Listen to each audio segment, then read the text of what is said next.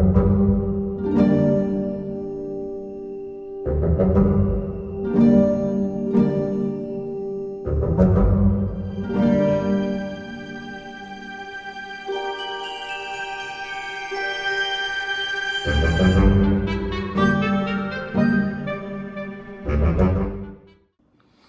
everybody, it's day 10 of 31 and 31, and man, ever watch a movie when you haven't seen it in a really long time, and you really liked the movie when you first saw it, and then you rewatch this movie, and you realize it's one of the best animated movies that you've ever seen before?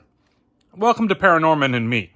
God damn, is this movie good? From just the beginning of the movie, I mean, I have such a strong bias because I love Laika animation so much. They've done some amazing fucking movies, and we're probably going to watch another one at some point. And like Kubo and the Two Strings is just absolutely fantastic. And I feel like ParaNorman gets slept on a lot. I think people really liked it when it came out, but I think that it just doesn't garner, something like, well, we have to say it, something like Coraline.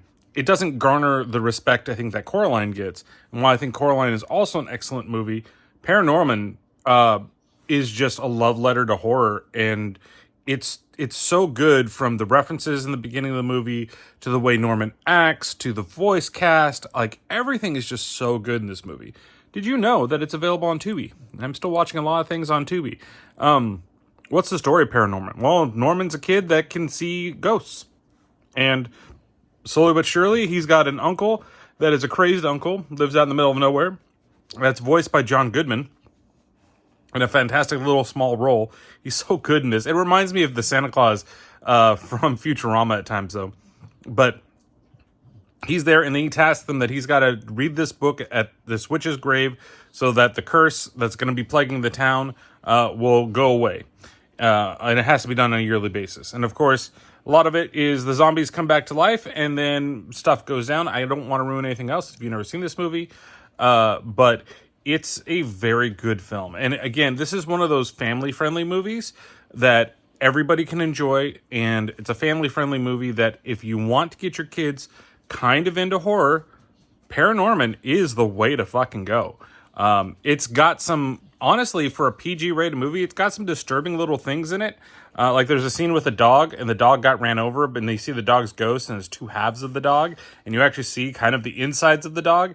Like, I was like, oh, that's a little bit much for a PG-rated movie, but hey, it all works. There's enough to scare the little ones and not be too much. There's a good message towards the end of it. People make mistakes, and that it's not worth getting revenge for those mistakes.